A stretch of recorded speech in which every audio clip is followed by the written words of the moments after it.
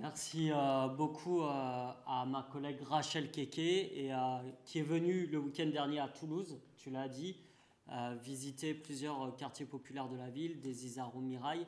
Et je confirme que tu es une figure symbolique et de représentation pour beaucoup d'habitantes et d'habitants. Et au cours de ta visite, on a pu visiter notamment le quartier de la Reinerie qui est en proie à la rénovation urbaine. Ça tombe bien puisque la semaine prochaine, nous commémorerons ou nous célébrerons, ça dépend les points de vue, les 20 ans de l'Agence nationale de rénovation urbaine. Le 7 février, il y aura une mobilisation des collectifs d'habitants et de différentes associations comme la CNL, le droit au logement, la Ligue des droits de l'homme, devant le siège de l'ANRU à Paris, et puis d'autres événements qui sont prévus. Et il y aura aussi l'ANRU qui fêtera de manière institutionnelle ses 20 ans, le 8 février. C'est bien sûr des événements auxquels les députés insoumis seront présents.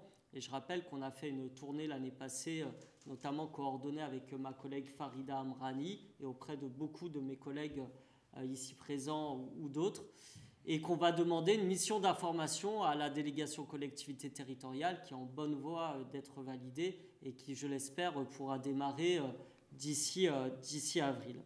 Je rappelle que 20 ans d'ANRU, c'est 7 millions d'habitants qui ont été ou qui sont concernés, que ça impacte directement dans leurs conditions de vie et il est temps d'en faire le bilan humain, social, économique, mais aussi écologique de ces grandes opérations et de voir ce qu'il adviendrait pour demain. C'était un projet qui avait été fait dans l'optique de la mixité sociale. Or, on a des discours contradictoires de la part du gouvernement puisqu'hier, Gabriel Attal offrait un enterrement de première classe à la loi SRU qui permet de mettre des quotas de 25% de logements publics dans un certain nombre de villes. Et il se trouve qu'au début du mois, on a présenté une proposition de loi visant à faire appliquer strictement cette loi parce que le bilan triennal montre qu'il y a des maires hors la loi qui se complaisent dans le sécessionnisme et dans le communautarisme de l'entre-soi. Je prends un exemple puisque j'étais allé dans une zone de non-droit du côté de Nice où dans le canton d'élection de M. Ciotti,